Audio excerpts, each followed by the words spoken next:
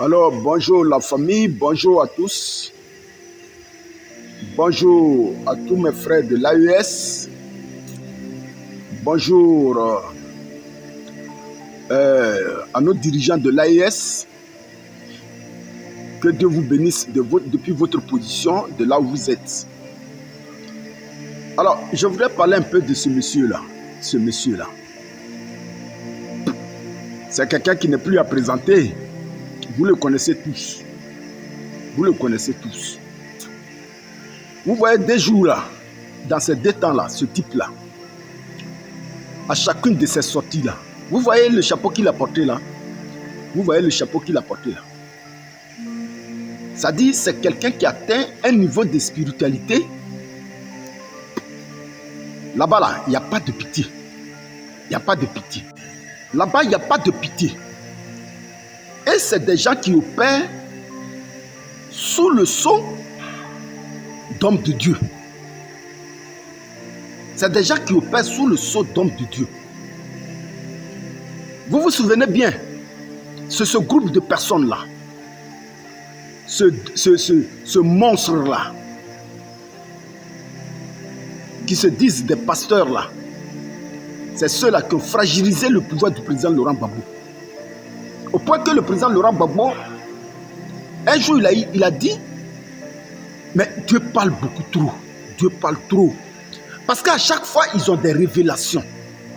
À chaque fois, quand quelque chose se passe, ou un homme politique fait une déclaration, c'est eux qui trouvent toujours des interprétations, des visions dans les propos de ces hommes politiques. Mais ceux qui fréquentaient le président Laurent Gbagbo, qui venait toujours à la présidence, ces soi-disant pasteurs d'avant là, le président Laurent Gbagbo a été vraiment très sage. Voilà où ça a entraîné aujourd'hui toute la Côte d'Ivoire. Au moins le président Laurent Gbagbo a su faire la différence entre ces gars qui venaient prier avec lui et ce que Dieu lui disait. Mais ça a beaucoup sauvé la Côte d'Ivoire. Et ça a sauvé des Ivoiriens. Rebellotes, les revoilà. Mais le groupe que ce type-là, lui, il entraîne maintenant là. Et ils sont sans pitié. Ça dit aujourd'hui, il n'est pas membre du gouvernement du président Addo, mais quelqu'un qui sort de nulle part et qui veut que la Côte d'Ivoire s'embrase. Au point même d'aller chercher des ennemis extérieurs. Il trouve toujours quelque chose à dire dans les interprétations des dirigeants des autres pays. En l'occurrence, tout dernièrement, même vous avez vu dans sa sortie où le président du Burkina a parlé de l'albinos blanc. Il a vu encore vision dans l'albinos blanc là. Mais lui, son rôle, le rôle dans lequel ce type-là, il est là, c'est de voir la Côte d'Ivoire s'embraser. Le chapeau qu'il porte là, c'est pas n'importe quoi, hein. Le chapeau de ce type-là, c'est pas n'importe quel chapeau, hein. Et aujourd'hui, il s'est inféodé un pasteur, un soi-disant pasteur, au parti qui est au pouvoir en Côte d'Ivoire.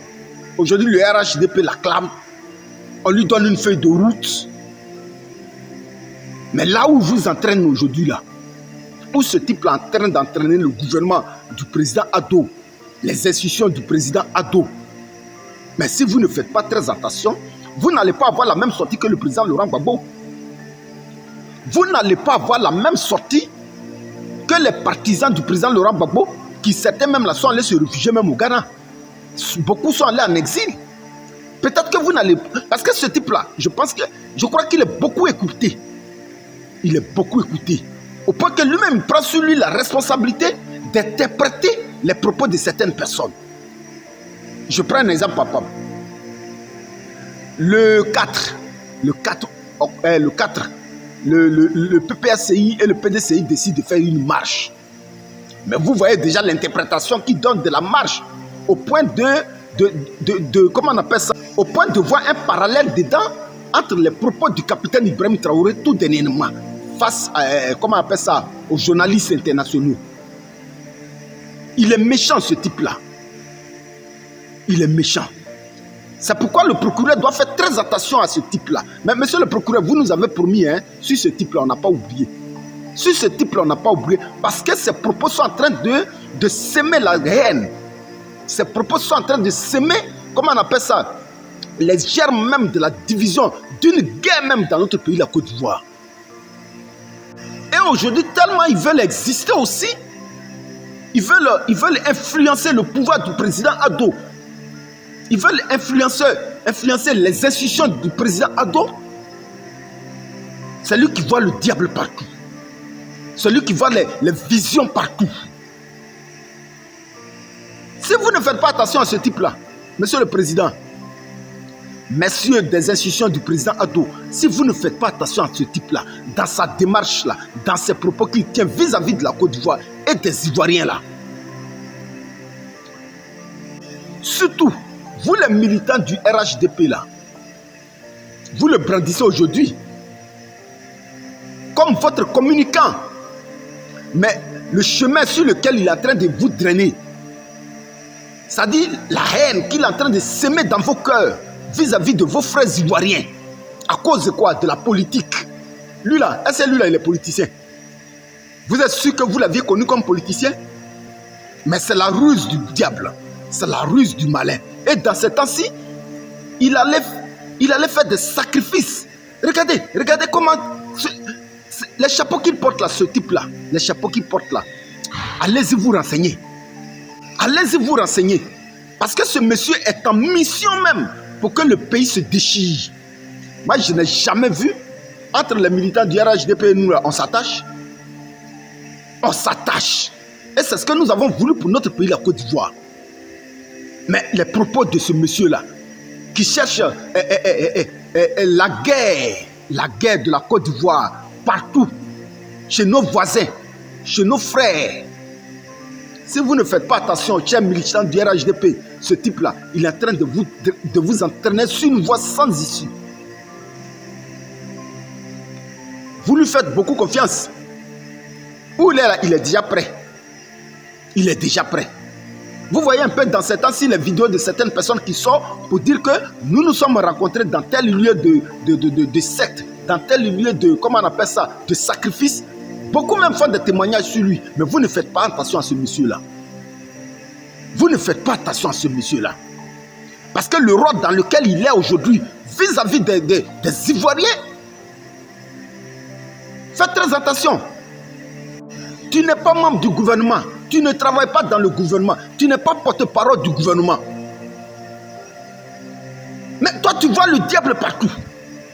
Tu vois le diable partout. Tous les faits et gestes de la Côte d'Ivoire, Makosso a la réponse. Il sait où ça va entraîner les Ivoiriens. Et tout ce qui sort de la bouche de ce type-là même là, c'est très dangereux pour la Côte d'Ivoire. C'est vraiment très dangereux pour la Côte d'Ivoire. Vous, les dirigeants du pays, les dirigeants de la Côte d'Ivoire, qui faites confiance à ce monsieur-là, à ses propos, à ses révélations, là où il est en train d'entraîner les Ivoiriens là, si vous ne faites pas très attention là, ceux qui étaient au temps du président Laurent Gbagbo là, ils ont eu beaucoup plus de chance. Ils ont eu beaucoup plus de chance. Parce que ce genre de personnes là, ils ont existé déjà dans les Écritures. Au temps du roi Akab, ce genre de prophètes là, ces faux prophètes là, ils ont existé déjà dans les Écritures. Si nous ne faisons pas attention, si vous ne faites pas attention dans cette déclaration là, ça ne sera pas bon pour la Côte d'Ivoire. Parce que nous, en Côte d'Ivoire, on n'a jamais vu notre gouvernement dire que ce que le capitaine Ibrahim Traoré dit, ou bien ce que les dirigeants de l'AIS font là, c'est contre nous. Ou bien à chaque fois, c'est contre nous. Entre les dirigeants, ils savent ce qu'ils se disent. Tout propos d'un dirigeant est toujours diplomatique. Mais lui, ce que lui voit toujours là, c'est la haine, c'est la désolation, c'est les tueries massives. Ce monsieur-là, cher frère, cher dirigeant de la Côte d'Ivoire, monsieur le procureur, si vous ne faites pas attention aux déclarations de ce monsieur, le pays ira très très mal. Bon, à moins que c'est vous qui nous l'envoyez, hein. À vous de